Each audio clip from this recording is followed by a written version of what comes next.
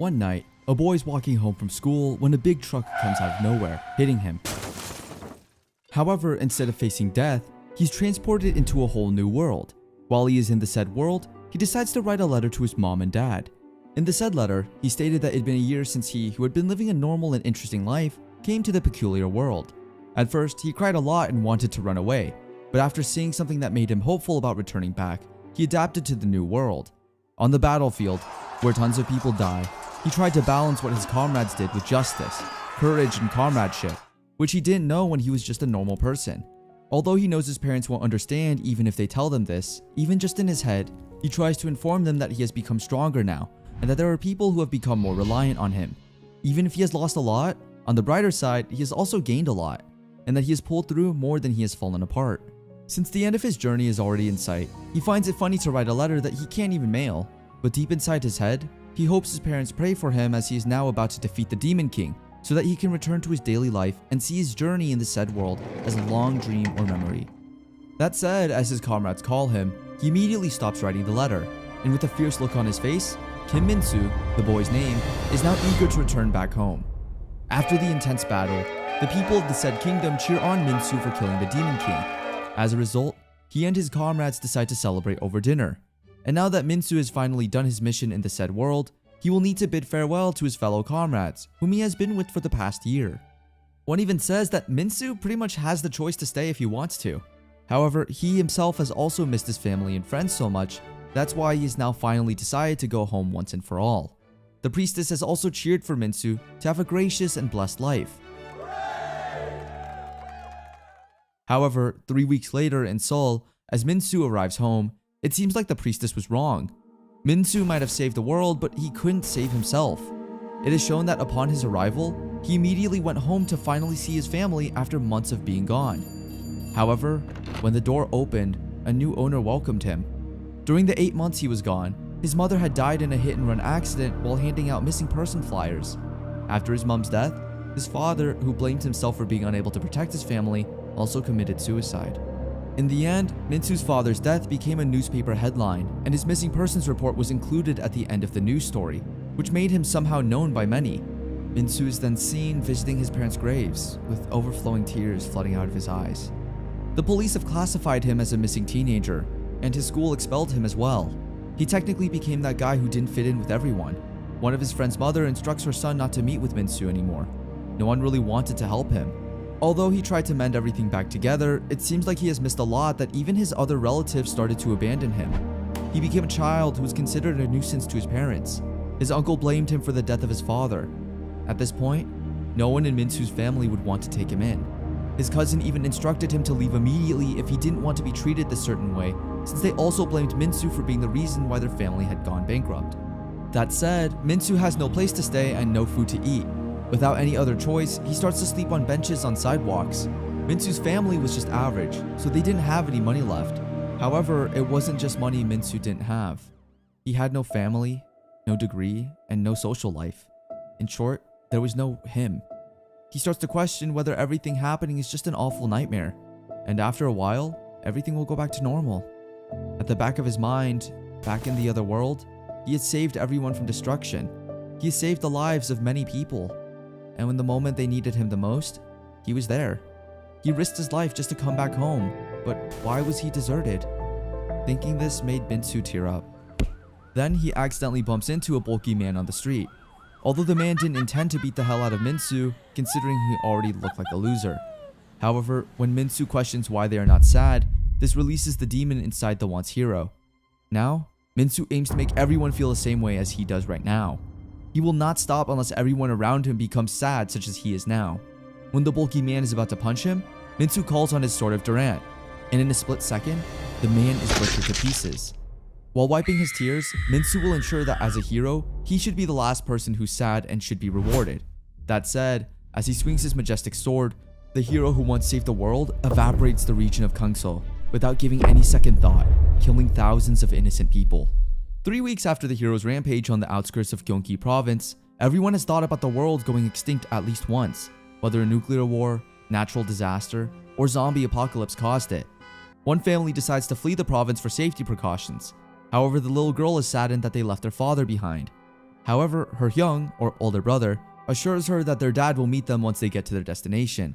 However, that assurance will slowly fade as one of the officers announces that Minsu, or now the hero, is on his trail and has come extremely close to the people. That said, they don't have much time to spare, meaning they must now continue traveling by foot.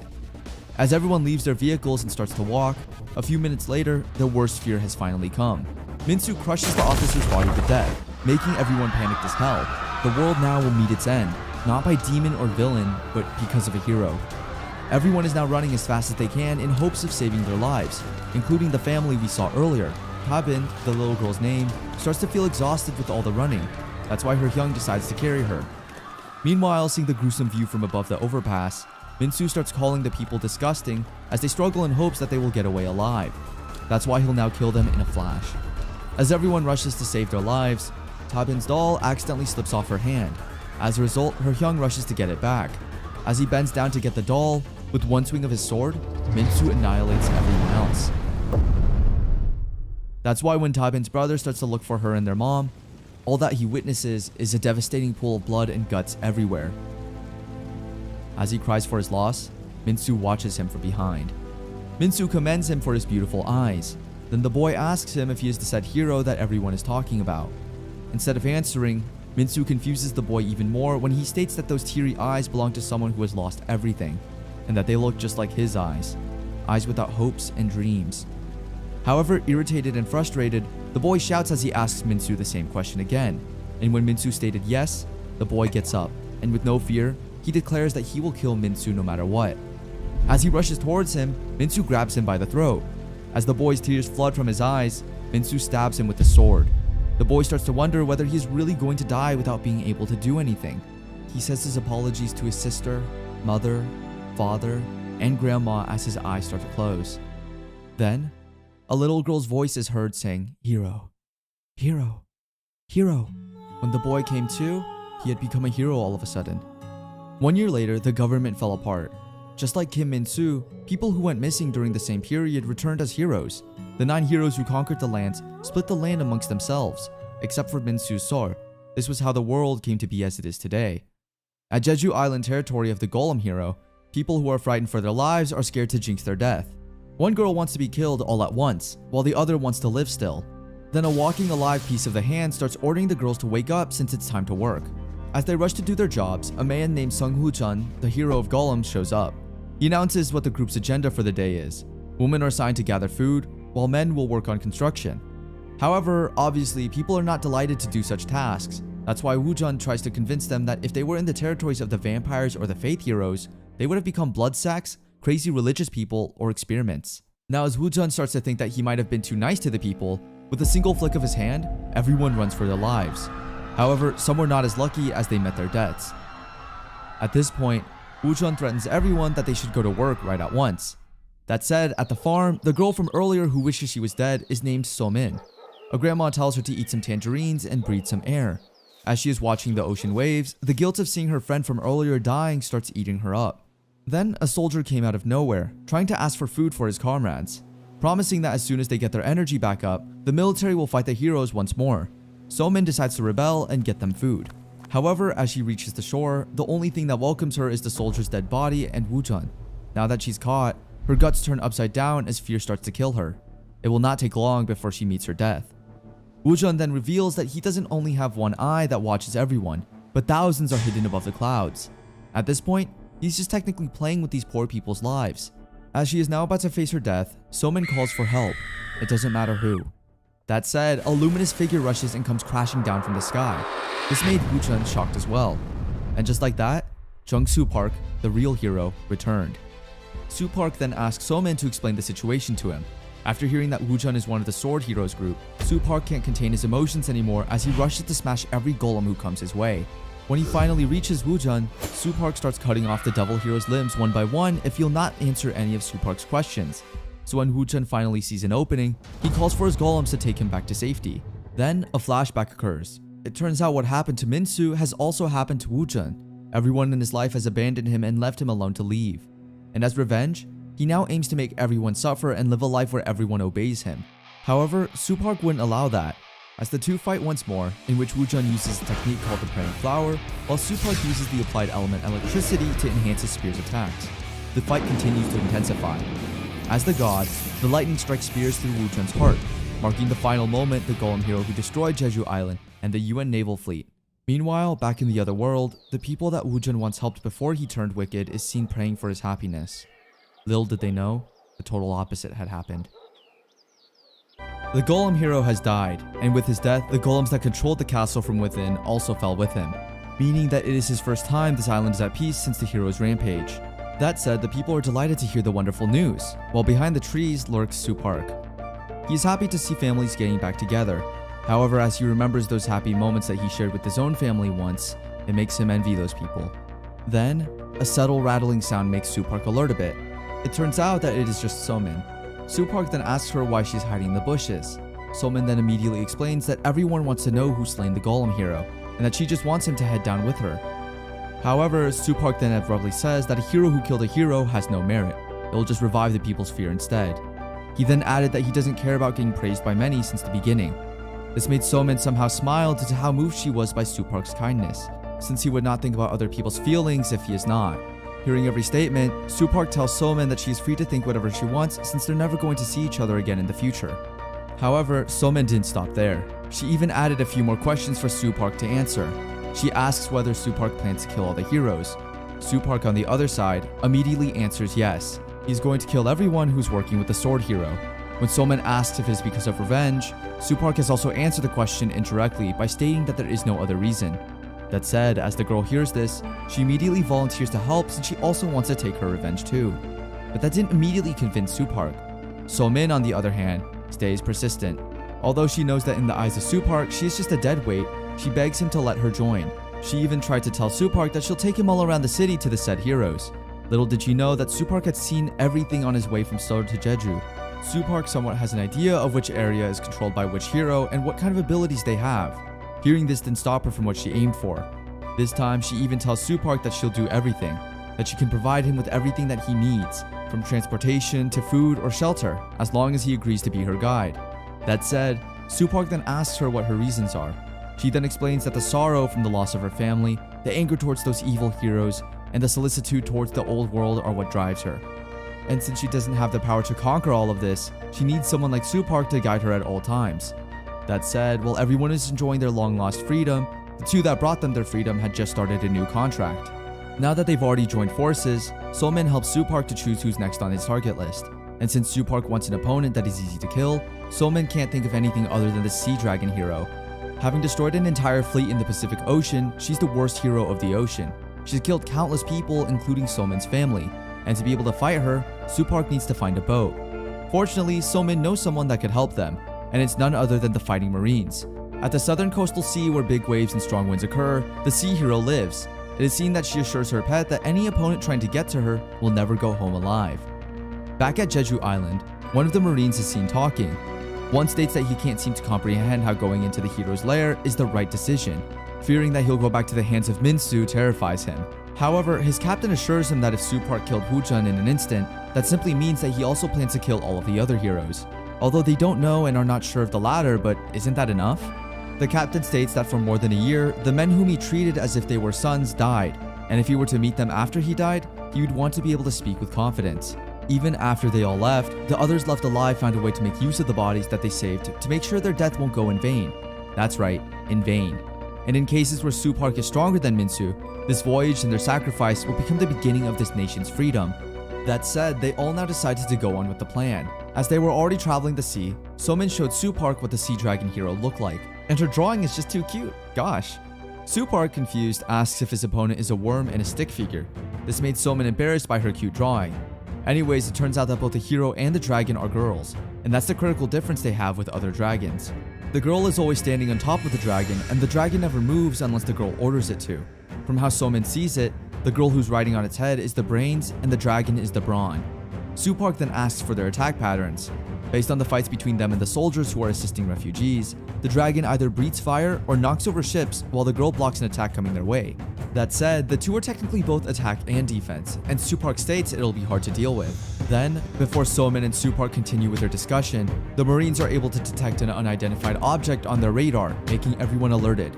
To make it worse, there are many unidentified objects lurking below them. It's not just 2 or 3, but 400. As it gets closer and closer, everyone braces for impact. It turns out that it's just fish, but after a few seconds, the real deal shows up, making a big whirlpool that almost sucked the ship up to the bottom of the ocean. The sea dragon hero, Swashin, then declares that Supark will pay for killing Wujun since she will blow up the entire ship. Hearing this made the Marines stay alert and ask Supark for orders. Supark then orders for the Marines to lower the anchor instead of dodging the evil hero's attacks. Although at first the Marines are confused by Supark's decision, the captain trusts Supark with all his might and follows as he says. As the anchors are lowered, the fight has begun. The dragon starts to breathe out its fire while the Marines are preparing their weapons and shields. Supark also tries to condition himself and his spear. That said, Ansile, activate. As the fire breath almost reaches the ship, Supark blocks it with his magical shield. Seeing Supark protecting them from the attacks instead of fighting surprises the Marines. That's why they decided to ask their captain to give them distraction orders. Asking all the crew members to prepare for battle, they aim for the heads.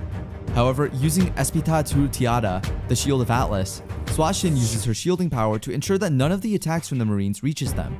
Seeing this made the Marines somehow discouraged, but their captain says not to. Since they already know the fact that their firearms are useless against the heroes, the ultimate objective is to distract the opponents as much as they can. That said, they keep on attacking non-stop. As the fight continues, Supark discovers something crucial. Since Swashin started to use the magical barrier, the dragon's fire powers were decreased. And if his assumptions are correct, the sea hero is sharing her mana with the sea dragon. That's why if they focus on depleting her mana, they may have a chance of winning. Supark then pushes forward with all his might. Seeing this made Swashin realize that Supark might have noticed that the sea dragon had been using her mana. That said, instead of panicking, all she needed to do is get rid of any reason to use the magical barrier. Dori Atiada, the Spear of the Atlas. As the spear travels from Swashin's hands to the ship, Supark doesn't anticipate that her attacks will change directions. Now she's technically aiming for the Marines and the ship. As everyone tries to run from every direction, trying to escape their death, some are just unlucky to meet their tragic fate so early. That said, thinking that she'll win the fight, she states to Supark that this is the end for him. However, as one of the Marines dies from the Spear of the Atlas, he makes use of his body to stick the spear in and lets Supark get rid of it. As the poor Marine thinks of his past and the conversation he had with their captain before going into the mission, with a smile on his face, he tells Supark to make good use of the Spear of the Atlas. Supark then thanks him for his cooperation and drive to save the country from the filthy hands of the evil heroes. Then, Supark uses his Apply Element Glaciation to take care of the said sea hero's powerful weapons. In what seems like heaven, the fallen Marines are then seen getting back together with big smiles on their faces. At least throughout the time that the world needed them the most, they didn't run but instead stood still with their head high up, doing their best for their duty. Then a flashback occurs. In the calm city deep in the blue sea, hundreds and thousands of underwater species swim and live freely. The place is called Atlas, the world of sea dragons. This wonderful place is where Swashin was taken when she went missing. As she arrived at the said water kingdom, she was welcomed warmly by the people there. As a hero, she was treated with much respect.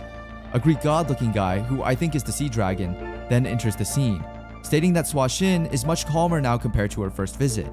He then stated that Swashin must have heard about the only way she could return home, and that is to do all the responsibilities of being a hero. However, Swashin honestly says that she is still not accustomed to the idea. Honestly, she looks much more innocent here. It's such a shame how rage can change somehow. Anyways, going back, the blue-haired guy then assures her that she will eventually get used to it over time.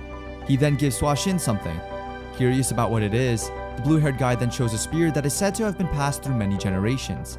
It was passed on to the Chosen One to become the hero of the sea dragons, and Swashin is the said Chosen One.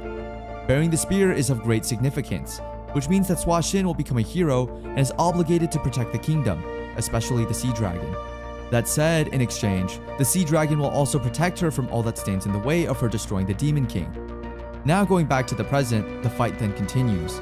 As Swashin thinks, the memories of her and the spear that is now at the hands of Supark makes her frustrated. She then shouts at him saying that the spear is not some random spear a man can handle. "Return it at once," she says. Supark then states that he'll definitely return the spear back into her empty skull. Supark then uses one of his skills, the frozen spear technique, the Glacial Path, which somehow worked on the said monster. As Swashin tries to shield the dragon with her Gigantiae Espita Tu Tiada skill, The 5-tier magical defense barrier even the pterodactyl demon king couldn't pierce. She is shocked that Supark is able to destroy it without even trying. That said, Supark uses his powerful igniting spear to slice open the majestic sea dragon together with the evil hero, Swashin, killing them in an instant. On the brighter side, the two villains who have loved each other since have stayed with one another even upon their deaths. It turns out that the sea dragon and Swashin have been involved in a much more romantic relationship than we may have thought. As the sea dragon decided to come with Swashin after they defeated the demon king, his body didn't get accustomed to the human world, causing his human body to transform back to its dragon form. As the couple opted to live on an island where no one else could see them, the sea dragon couldn't contain it anymore. That's why, while they were at a ferry, he transformed into his dragon form. After the Southern Sea Ferry incident, the government ruled them as terrorists like Minsu. That's how they became villains and objects of conquest. Now till the end, they have loved each other, protected one another, and have died painfully together.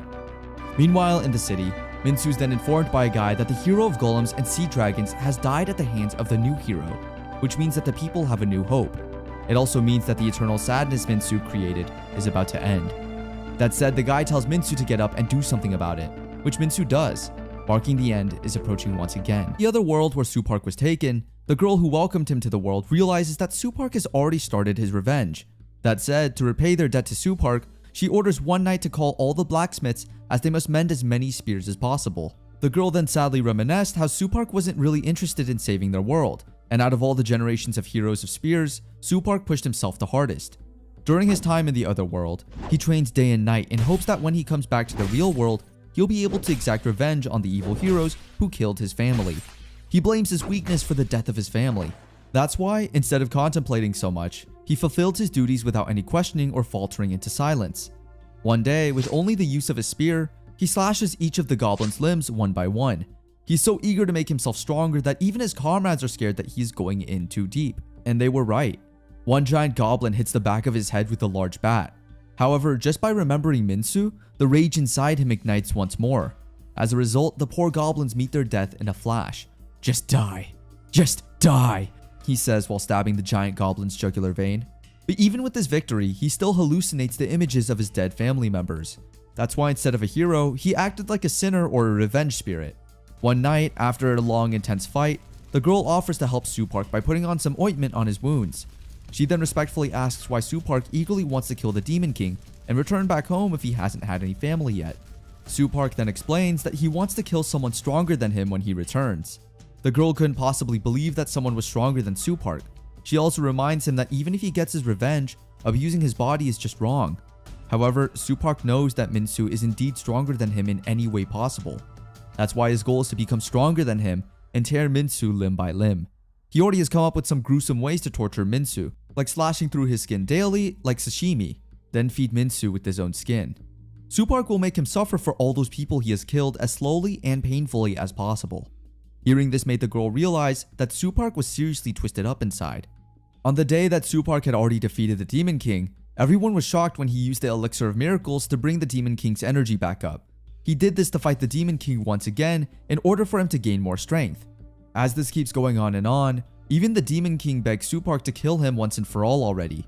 His comrades, especially the girl, ask him to stay humane and don't cross the line further down than he already has. That said, inside the girl's mind, as she remembers all of these, she wishes that even after Supark completes his revenge, she hopes that he'll not become a monster. Back in the real world, Supark's thoughts are filled with Minsu's image. In his head, Minsu tells him that he is not a savior or the hero of the story. He is just someone who's nothing to the people. However, these thoughts don't matter to Supark, as he is more than satisfied by just being Minsu's murderer. After defeating Swashin, Supark goes back to the deck and asks Somin if there are any survivors. Unfortunately, it seems like all of the ship's passengers are already dead except for Somin. Without the soldiers, they can't possibly go back to the shore without anyone manipulating the ship. Somin then asks if Supark can make anything that will navigate their way back to the shore. However, it seems like Somin's statement kind of irritated Supark a little bit. He even bluntly says that if Somin claims to be a guide, shouldn't she know how to steer a ship at least? Somin then tries to explain. However, as Supark is about to leave, he then tells her that he thought she'd be competent. That's why he decided to bring her. Before he even leaves her sight, Somin asks Supark what she should do. Supark simply responds that she just needs to take a break, and let's just say she took it personally. That's why instead of taking a literal break, she tries to find the ship's manual and hopes that she'll be able to steer the ship on her own. This way, she will be able to prove herself to Supark. Then, it seems like someone is out in the hallway as Somin hears someone walking. As she checks up on it, she thinks that Supark has already fallen asleep. She's quite shocked to see that Supark is carrying dead bodies in the middle of the night. It turns out that Supark is giving a respectful funeral for the fallen soldiers, as they remind him of his father, who is also a member of the Navy. Supark then tells them sorry since he wasn't able to send them back to their family and for having to send them off like this. As tears start to fall down, Supark continues to say he's sorry. He then tells his prayers to the fallen, and Somin also says hers in secret. In a world where both life and death are becoming vague, the boy and girl pay their respects to those who had passed before them, and as if this cruel world were admiring them, they sent a guest from the heavens. A helicopter with the South Korean Reconstruction Government team leader of the hero's division, Choi Jung-wook, then comes to fetch the hero of revolt, which is none other than Supark. That said, the operation of saving the world has commenced. As Mr. Choi introduces himself, Somin then tells Supark something about the organization that Mr. Choi is in. It is said that they are an organization formed by government officials and soldiers that aim to revolt against the heroes through their guerrillas. Hearing this made Supark realize that the organization might have one of him to be a part of their tactics. As he and Somin finally enter the helicopter, Supark immediately asks Mr. Choi if their organization seriously thinks that guns would work on a hero. Then from there, a heated conversation started, to the point that Mr. Choi almost blew up the whole helicopter. That said, Mr. Choi plans on taking them somewhere. As they reach their destination, with Somin and Supark's hands tied up and eyes blindfolded, the organization is planning to interrogate them first. Then a drone is seen flying over the secret hiding place. Behind the screen, someone states that he has finally found the damn rats. As they enter the building, Supark tries to analyze the surroundings. He is then able to compute that it will only take 3 seconds for him to take down all the soldiers with them now. As he starts to get annoyed, he thinks that escaping might be a good plan. He then stops making the soldiers alert immediately. Before Supark can go all in, Somin stops him and tries to remind him that the soldiers are just scared and will definitely harbor no ill intentions. She also explains that the organization and him have common enemies, and that's why he should make them trust him as much as possible. As Somin enters the interrogation room first, Mr. Choi immediately asks her what type of person Supark is. She then explained every detail perfectly, from one point to another. She tells Mr. Choi that Supark is a good guy and has the same objective as the organization. That's why it's a good thing if the two will join forces to defeat the other evil monsters. Hearing all of this made Mr. Choi realize that Supark might have been doing all of this for revenge. However, having the same objective doesn't mean they'll be instant allies. Mr. Choi then asks Somin if she herself trusts Supark fully. Does she know what Supark will do after the revenge? Although Supark could become the hope of all survivors, the risk is too significant in order to trust and assist him since they still don't know whether he is stronger than the sword hero or if he is just a trap for the government. It would be much more logical for the government to kill him while they still have him restrained or at least imprison him before he can create havoc. 3 days later, it's Supark's time to get interrogated. Before the discussion starts, Supark remembers what Somin told him the other day, that the government is just scared and he needs to get them to trust him. Looking so pale, to dismiss them as being scared, it seems like they have been trying to starve him to death since they aren't giving him anything to eat or drink. Although, even if Supark's body won't die from starvation, it still seems like he has been robbed of some privilege. After hearing some gunshots, Somin then removes Supark's blindfolds and handcuffs. But then there's more. A big bulky man with white hair is with her, making Supark confused. Turns out this guy is the hero of Iron Arm, and he's there to rescue Supark. However, it seems like Supark is not buying it. As he calls for a spear and is about to fight the Iron Arm hero, Somin tries to stop him. However, before she can even stop him, it seems like Supark is angry at Somin for easily trusting someone like the Iron Arm hero. It seems like Somin is already blinded by the rage and revenge that she wants to take on other heroes. Supark never doubted the fact that Somin had the same objective as he does. That's why he trusted her so much. That said, Supark lets go of Somin as he tells her to go away before she meets her death. Then, out of nowhere, Mr. Choi comes out, telling Supark he has passed. Turns out that everything was just a play organized by Mr. Choi and Somin to check and find out if Supark is indeed a hero that will save humanity, and not just someone who will use the organization for his schemes. They have also cast someone that looks like the hero of Iron Arm to play the role so that it looks believable. It seems like the organization is also prepared with the plan B in case Supark did really betray them. That said, as he is now part of the organization, Supark and Somin are taken into a small underground city that caters to 50,000 residents. They went down through an elevator. When they finally reach the underground city, Mr. Choi tells Supark that he hopes he will really not let down the people who have been looking up to him now. That said, without anyone to protect other than the people, Supark is now dedicated to doing everything he can to make sure everyone will be safe from now on. Although at first, Supark intended not to stay in the underground city for long, Mr. Choi and Somin eventually persuaded him. That said, as everyone is celebrating the idea that it is only a matter of time before they go back to their old lives, a pitch black incident comes their way. All the other 7 heroes who are alive come crashing into the peaceful city. From the hero of the vampire, Hong Hwa-rang, hero of faith, Baek-hana, hero of magic, Ma Ya-rin, Chong Eui-ho, hero of return, Lee Sung-jun, hero of martial arts, Chon Ji-sung, hero of reformation, Lee Ga-ram, and of course, the hero of swords, Min-soo. The fight then starts. Mr. Choi then tries to go based on their trained operation. However, his people are now hypnotized by Baek-hana. That said, he tries to contact his other men to protect Supark at all costs. However, even the soldiers didn't escape the gruesome death that the heroes gave upon them. Chon Mountainside, annihilated. Kwanbat, annihilated. Brown Crow, annihilated. In total, 13,700 people are dead already within just 3 minutes and 17 seconds. And the once peaceful city is now at the hands of the heroes once more. Now, it's up to Supark to defeat them all and protect the people. Are you the bastard? Min-soo asks Supark emotionless. While on the other side, Supark is already in a rage just seeing Min-soo's face, as he thinks that the bastard who killed his family is standing right before his eyes. The anger inside him is slowly overflowing. Without a second thought, as he initially planned, Supark now fully decided that he would kill Min-soo once and for all. He calls all of the magical spears that he has, from the magical shield spear Ansile to the ice spear Vasnez. Meanwhile, Min-soo is also seen preparing his gears, the holy demon attack system for the fight. As Min-soo and Supark start to fight, even the other evil heroes stop interfering because they are scared to get involved. When Supark already almost got Min-soo right in his palms, Min-soo saw some hint of hope in Supark's eyes, which caused him to burst out of rage, making Supark almost die once more. That said, thinking of it makes Supark so angry. That's why, looking above the sky, he utters the words that he will surely kill Min-soo no matter what. While on the other hand, Min-soo is also struggling with all the fighting. As their willpower to fight starts to kick in, their fight is about to get more intense than ever. As the armor of the two emerges, their fight with each other starts to get more intense. One hit after another, both of them are struggling to cope with each other's strength. Meanwhile, on the sides of the rubble, the citizens of the city watch the scene. The hero of sword, Kim Min-soo, whose very presence meant the opponent's imminent end, was struggling. One man was fighting off sorrow with his entire being. Seeing this made everyone have hope that maybe this time, they'll be able to win against evil. Mr. Choi then states that their last resort is fighting the battle of a lifetime against the hero of sword. That said, he orders his men to distract the other heroes as much as possible, giving Supark some time to fight against the hero of sword without thinking of the other heroes that might attack him from behind. The weak have decided to fight again.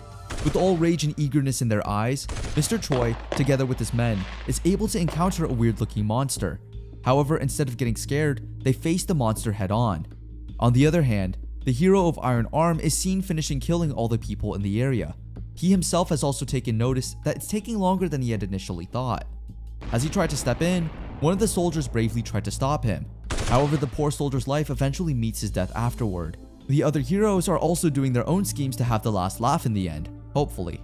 However, what's truly nerve-wracking and something that everyone is anticipating is the fight between Min-soo and Supark. Who will win and have the victory? As Min-soo punches Supark with a powerful blow, Min-soo doesn't anticipate that Supark will be able to find an opening to attack him as well. Using the dragon spear and spirit, Supark rushes toward Min-soo in hopes that he will finally end his year-long nightmare at that time. Apply elements, electricity, ice, the great earth, flame, atmosphere, power explosion. As Supark tries his best to give his all, Min-soo commends him for being strong, which is a first. However, of course, Min-soo wouldn't allow Supark to have the last laugh in the end. He then tries to rush all the power inside his sword, Durant.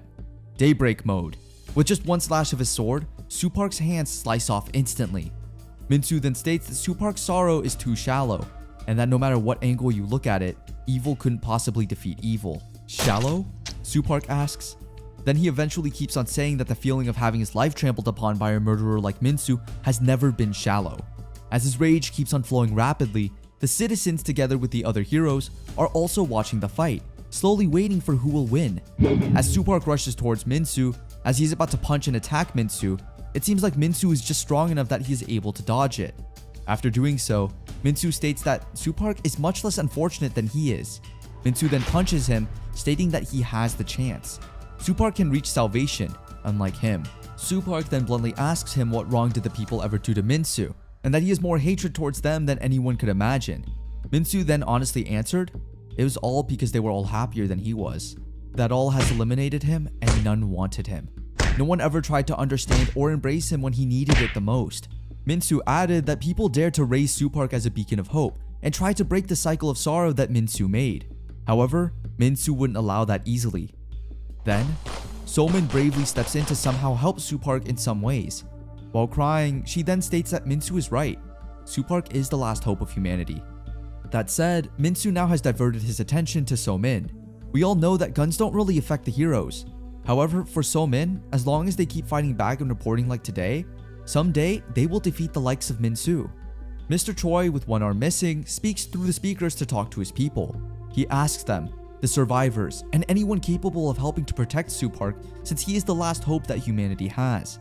Till the end, Mr. Choi had done his part and was able to fulfill his duties. In the end, he blows himself up. On the other hand, it seems like there are also some conflicts between the heroes themselves, considering that the hero of magic is trying to cast some attack spell on Min-soo. Then, a flashback occurs. It shows that the hero of magic was once a good normal daughter and student who lived a relatively normal life. Then, one day as she is on her way home, a refrigerator accidentally fell on her, causing her to be transported to another world. Now, as she returns back home from the other world, she never intended to kill people. All that she wants is to be with her family once again. However, after seeing that great evil has already burned the place down, she was shocked at first. The heroes facing the situation were given two choices: to fight for their lives or to join the craziness. And she, who had no courage or any sort of bravado, ran away from both of the choices. She has also spent some time in the refugee camp with her mother and sister. Then, a group of soldiers came into the scene, wanting to speak with her. For as long as she can remember, she has tried to hide her identity as a hero. However, it seems like Mr. Choi has his ways of finding out crucial information like this. At first, Yedin tries to deny it. However, when Mr. Choi starts to state some information that leads to knowing that Yedin is a hero, she doesn't have a choice but to eventually give in. Especially about 10 days ago. Due to the United Force misfire, the refugees in the area were going to be butchered like cattle. At that moment, an unknown identity assumed to be a hero disengaged the explosive only to disappear. And then Yedin emerged from the building that person disappeared to. It may be just a mere coincidence. However, Mr. Choi doesn't believe that in any way possible. Yedin still hasn't given up and even told Mr. Choi that if they are the government, they should investigate properly with reasonable proof instead of just using fiction. Then, Mr. Choi, who is already at his limit, shows his gun to fire at Yedin. Without any choice, Yedin shows off her true identity to save herself from death. And just like that, Mr. Choi was able to make Yedin confess without really doing so. As they are having a conversation, Yedin opens up that Mr. Choi might have been wondering why she isn't fighting with the heroes just like the others. Yedin then states that there exists a clear difference in strength between the heroes. As far as she is concerned, a hero becomes the slightest bit stronger than the Demon King they defeat. So the Demon King's strength means the level of strength for the hero. The Demon King that Kim Min-soo defeated is stronger than the one that she defeated. All of the heroes that had fought against him died, and the Demon Kings he fought were all defeated. In short, this is a fight that started off with an unfair advantage on his end. Then Mr. Choi bluntly asks, that's why she chooses to run away? When Mr. Choi asks Yedin if she's okay with the fact that the world will be destroyed, with a sad look on her face, Yedin also has her reasons. She stated that after they had escaped, her mother had become ill and her sister cried every night because she's been separated from her friends. But most of all, even though she wanted to fight back, she didn't want to die. After all, in this whole mess, who else would protect her family other than her? It doesn't mean that she is a hero. She already has the courage and strength to fight. Lighting his cigar, Mr. Choi then bluntly says that Yedin should join Kim Min-soo's forces. As long as she plays it off like she just returned and exploded them, it's a way to prove that she's evil. This way the government will know the insights of the evil group. Mr. Choi then gives her the location of an unimportant military base. Yedin needs to destroy this place in order to get Min-soo's group's attention. Mr. Choi isn't telling her to do this for free. In exchange, the government will evacuate their family to international waters. They will also assign guards to protect them and treat her mother's illness as well. At this point, Yedin couldn't ask for more. A little nervous, Mr. Choi tells Yedin that there is no need to rush. He's only asking her to be their hidden card to know what method will be used to destroy Min-soo. Yedin will be their trump card that will protect that method when the time comes. That's why, when Soo Park is already on the verge of falling, Yedin now steps in to fulfill her duties. On the other hand, Soo Park then remembers the day he has spent to become stronger for the revenge he'll exact for his dead family. Seeing himself lying still on the ground frustrates him. He used everything he could use to fight, but he still couldn't defeat Minsu. He despairs of the thought that with all that training, all that he could do to Minsu is merely wound him. As he is about to give up, Yedin then rushes to save him. Seeing Yedin and Supark rushing to escape, the other evil heroes try to catch them. As Yedin rushes, some of the evil heroes are able to catch up to them. However, with the help of some soldiers who tell Supark he must live, they are able to get away on time. The heroes could not understand the fact that the humans who are so deathly afraid of fighting were now diving headfirst into their deaths as if they'd forgotten what fear was. Everyone, from civilians to the military, everyone is fighting for Supark. They were all risking their own lives for a mere moment. I hope that wasn't even certain. No matter how much strength the evil heroes have, the citizens now fully decide that they will never give up till the end. As the hero of Iron Arms punches one bus after another, on the last one that he punches, dozens of bombs are attached, exploding as it reaches the hero's hands. The great sacrifice of the people opens up an escape route for Supark and Yedin. As Yedin carries Supark's whole weight, trying to make a run from the evil heroes, the hero of the vampire, Hwarang, catches up to them. Using his blood, Hwarang makes a literal blood arrow to target Yedin and Supark. Yedin knows that getting out of the place isn't going to be easy since the place they first got through to come down there is where Minsu and Big Hana are holding their own, and the gaps in the ceiling are too dangerous to go through because of the falling debris. Before she can even think of a plan for how to get out, Hwarang's blood arrow reaches her and strikes her. She realizes that going in circles is going to get them caught. Then, a man waves right at them, signaling that there's a place where they can hide, but Hwarang wouldn't let that happen. He rushes towards them as fast as he can before the two even get away. Meanwhile, at the main entrance, the remaining citizens and soldiers are trying to evacuate in an organized manner. However, such havoc couldn't let the citizens stay at ease, but the government is also trying its best to save the people as much as it can. They are trying to get the hero of magic in a certain place as soon as they can for the people to escape to the ground, away from the other heroes. However, if they use the elevator passage as an exit, refugees' reactions would be a problem, since if the government pressures them toward death, a riot may occur, which could turn into the worst case scenario. However, the one in charge states that she will ensure everything is regulated. As she gets the speaker, she informs everyone that the last elevator capable of operating would be used to provide the hero of revolt, aka Supark, an escape route. Hearing this made people angry. I mean, who wouldn't? This is bullshit, some say as they realize that in the eyes of the government, they're just mere no-ones that don't deserve to live. The lady then explains in the most motivational way possible that even if they escape the underground city, it is still uncertain that they will live a peaceful, happy life, knowing that the hero of the sword is still alive. That's why Supark is their future, a man that would save the world. That said, many men who initially intended to escape the wrath happening below take pride as they give their space in the elevator to the young and will now take part in the fight. The last 3,000 people in the shelter gave up their lives to earn 5 minutes. On a deserted island in Indonesia, the lives of 50,000 people were sacrificed for a single person. Hopefully, their sacrifice was not in vain. Meanwhile, at the White House, all the US high-ranking personnel are discovering what has happened to the shelter they helped build in Korea. However, they should be disappointed on their own, considering the shelter is easily destroyed, indicating that their system designs are also lagging. Then, one of the personnel opens the topic about Supark, which everyone in the room is quite shocked about. As a result, the president immediately asks for Supark's location.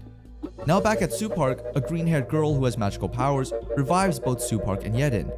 This said, the event made Supark question her as to why. Why would someone revive a loser like Supark, which protected no one and couldn't even defeat the hero of swords? As the thoughts of everyone who sacrificed their life for him start flashing inside Supark's mind, he just can't control his emotions anymore.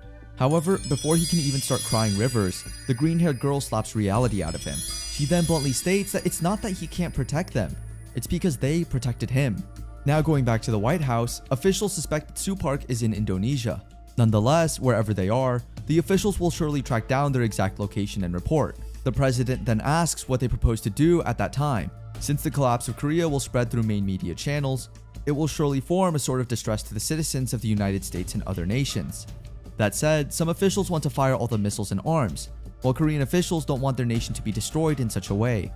Then, one general said that they should make a preemptive strike, which made the US president furious, knowing they would sacrifice more troops. However, that isn't what the general meant. Since all the heroes have been gathered, it would be a great choice if they just deploy the nukes called the God's Hammer. That way, all the problems will vanish in an instant. That said, the astronauts in space are now preparing to launch the big boy as the president orders, which makes the hostility of the world targets one person's evil intent.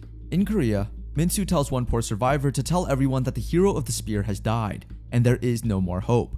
He wants them to watch the end of the world as they curl up on the ground. However, it seems like the guy is far more fearless than I thought. He stands up for Soo Park, stating that Min-soo must be really scared of him, seeing how frightened he is by the idea that people will start revolting again, as they are now hopeful for everyone. This made Min-soo angry, slicing the man's head as if it were just nothing. Then, before his anger eats him up again, the other evil heroes have been gathered, assuring him that he can take all the time he wants. Now that they have already destroyed the secret government and the secret city, along with wiping out the whole population, they are not trying to think of the next course of action. Min-soo states that they should follow the hero of the spear, considering there are still countless numbers of people that have high hopes for him.